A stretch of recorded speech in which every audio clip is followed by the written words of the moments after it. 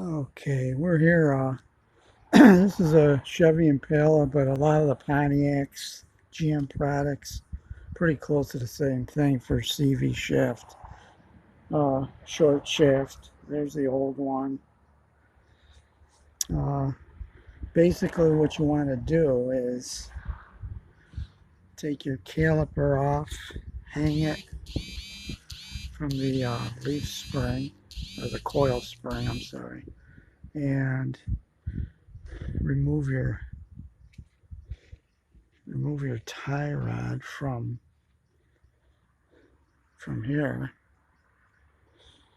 Then you're going to pop out these two bolts that hold your strut on, which are spline bolts. You can see that. They go this way or this way in here. Let's see. And you would take the nut off. Don't twist this side with a socket. You want to take a good hammer and just pound them out, because the spline, you'll wound it if you twist it out like it's a threaded bolt. And when you put it in, you're just gonna, kind of like get it into the bracket here and just kind of look in there, see if the spline lines up close enough. There's some teeth in there that are close to the bolt, and you can move all this out of the way. Your ball joints on the bottom, I wouldn't take that off, and because you can ruin it. Then you're talking about replacing the whole lower control arm. Some people take off the sway bar link. I didn't do that, but I might have to when I put it back in. I'm not sure. I'm trying to see if I can do it simple. And you want to replace your CV shaft seal that goes into the transmission right there. This is the old seal. I want to replace that because you don't want to have oil leaks from the transmission while you put all this together. Some people don't do that. A lot of times it won't leak, majority of the time, but I mean, for $5, it's worth doing it. And what you do is you can take a screwdriver and get up underneath the lip and just kind of like hit it till it bends and then pop it out of there.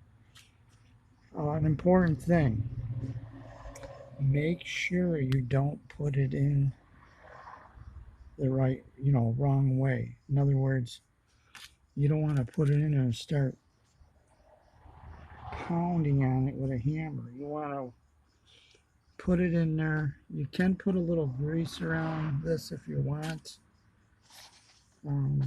Very thin coating. And you want to line up a socket to fit. See? So you can pound that evenly in there till it meets the surface of the transmission like that. See?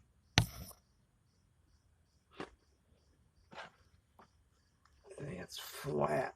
See, you can't get your fingernail behind there anywhere. See? That means you can't get your fingernail behind there anywhere. That means you got it all the way in. Okay, now, that noise is the stupid phone. Don't pay attention to that. The next thing you'll do is put it all back together. You're going to slide the new CV shaft into this, and there's a little ring on there. It stays there. It'll just snap over that. recommend maybe putting a little grease in the end of this here. Put a little grease in there and just kind of like, get it lined up, and then you're going to have to tap it in. You'll hear a click. And once it clicks, you can't take it out. You can't, wiggle it back and forth. If it doesn't come right off, you're good. Um, you're locked in place. There's no particular uh, spot to put it. All the spline is all even all the way around. You can see it. See that?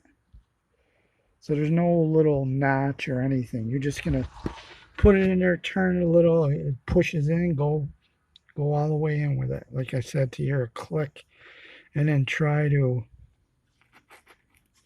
once it's in there, in the tranny, try to pull it and see if it comes out. If it doesn't come out, you're good. Then you're gonna want to put this end,